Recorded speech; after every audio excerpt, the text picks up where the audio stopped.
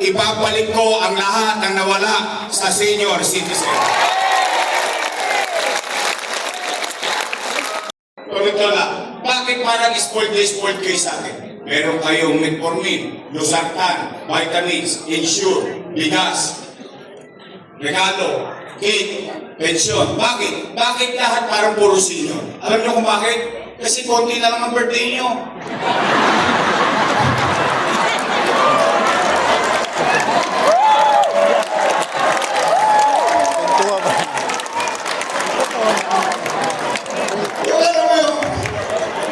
Alam mo yung para sa bahay, yung gobyerno, para sa bahay lang yan. Pag may matanda sa bahay, yung gusto mong iparamdam sa kanya, yung pagmamahal, pagbibigay ng importansya, yung pagpapahalaga. Hanggang sa huling sandali niya, gusto mo iparamdam sa kanya na may bilang pa siya. Yun. Kaya ako ginagawa yun. Yung maramdaman mo, ang tagal-tagal ko na nagbabayad ng amilyar sa Maynila. Ang tagal-tagal ko na narirahan sa Maynila. Ngayon lang ako naging number 1 sa polisiya ng gobyerno. Yun yung purpose nun. Yung kakakaunti lang yung babaguhin pa nila. Tay, kumain na ba kayo? Kasi kamay hindi pa kumakain? Wala na. Hindi pa kayo kumakain? Huwag kayo mag-alala, lilipas din yan.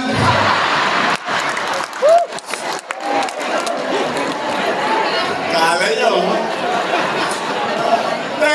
O sige, ganito. Total, gutom kayo. Umuwi kayo, sabihin nyo sa inyong mga mahal sa buhay. Sa inyong mga anak, kamag-anak, mahal sa buhay, kapitbahay, kaklase. May awa ang Diyos at sa tulong nyo, nakabalik tayo. Ibabalik ko ang lahat ng nawala sa senior citizen.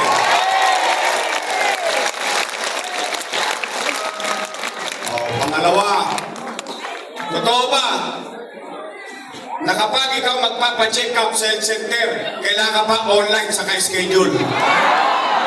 Wow! Sosyal! Bakit kailangan magpa-schedule? Bakit kailangan online?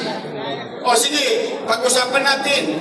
O, Nay, mga lolo't lola ko. Diyan yung malalaman. Diyan yung mararamdaman.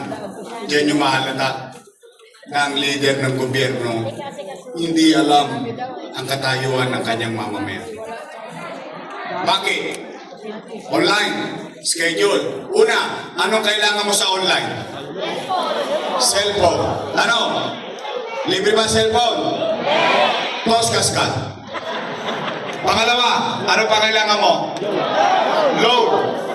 Libre ba load? Postcast ka. Pangatlo, tigit sa lahat, hindi ka marunong mag-online.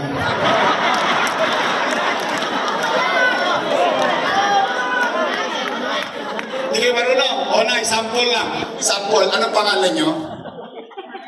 Hindi niya ako marunong. Pindong.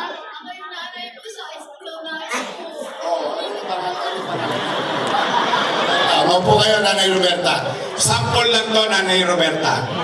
Hindi ito mangyayari sa'yo. Halimbawa lang to. Halimbawa, si Nanay Roberta, hinahabok.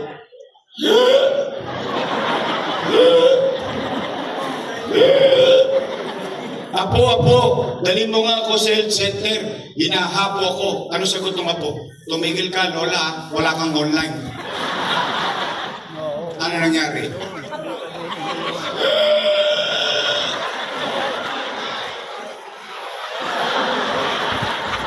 Kunin mo on. It doesn't make sense. Ang health center, hindi ka gagamutin. Kasi ang health center, diyan ka magpapacheck up. Diyan ka magmimintena. Kukuha kang losartan, metformin. Yung apo mo, papapakunahan mo. Yung test bone, i-check up mo. Bibigyan ng iron, bibigyan ng calcium. I-check up ka. Pag may sakit ka talaga, dadalhin ka ngayon sa ospital. Yun ang purpose ng health center. Ibig sabihin, magpapabipi lang ako. Kailangan naka-schedule pa ako. Online. Eh kung talaga mataas ang dugo ko, di inatatin ako bago pa ako napunta sa health center. Tama, mali. And I will give credit where it's due. Noong panahon ko, at hindi ko lang panahon, yung panahon ng sinundan ko, si Era, si Lim, si Atienza, si Lopez, si Bagachi, Villegas, Lacson, lahat na nagdaang mayor hanggang magpasa akin. Ang taong bayan, pag pupunta sa health center, 1-2 sawa.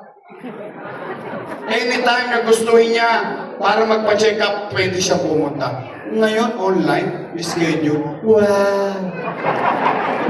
Social. Ngayon daw, tinanggal na.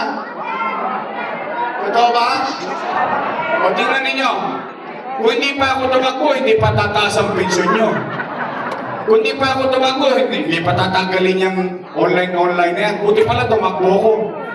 Kung nagkataon, 2 taon at 6 na buwan at marami pang taon, nagtitingang kawali ang gobyerno, hirap na hirap ang tao, walang nakikinig sa kanila. Ngayon, buti may lumaban sa kanila, kaya nila binabago. Tapos ginagagalit sila, natatakot sila, nangangamba sila. Bakit naghahanap ang taong bayan ng iba? Kayo may gawa eh. Itutuloy nyo na lang, binago-bago nyo pa. O Nay, Tay, umuwi kayo ulit ng busog ng pag-asa. May awa ang Diyos sa tulong ninyo. Nakabalik tayo, ibabalik ko yung dating maayos na health center. Reklamo sila ng reklamo. Walang pera kaya walang gamot sa health center. Walang pera kaya walang gamot sa ospital. Pero kung makapagtaas, biglaan. Pero bigla nagkapera ngayong October, 1,000 na raw. Nagulat ako eh. Sabi lagi walang pera. Maraming utang, walang pera. Pero ngayong October, may pera na. O, sabi nila, mag-uumpisa raw ang bigayan next year. Tama ba? Tama. January daw. Tama. O, di lubi-lubi tayo ulit. January. February. March. Hindi bigayan ng April. 3 bulit. Tama ba? O, April. Bigay na. Ano susunod sa buwan ng April? Ano meron sa Mayo? Digi. Siguro naman, alam niyo kung bakit nila ginagawa ngayon yun. Alam niyo dahilan. Bagay, matatanda na kayo. Alam niyo na ang tama at mali. Basta ako, papanatag ako dahil alam niyo. Because I trust you. O, pangatlo, hindi ko lang kung ako lang nakakapansin nito. Kasi pag ako lang nagsabi nito, bias. Bakit? Kalaban ako sa politika eh. Ang kalaban sa politika, wala namang sasabihin maganda. Tama, mali. Kayo natatanungin ko, kung napapansin nyo din. Kasi ako napapansin ko. Tay, lolo't lola, napapansin nyo ba parang dumudugyot ulit ang Maynila?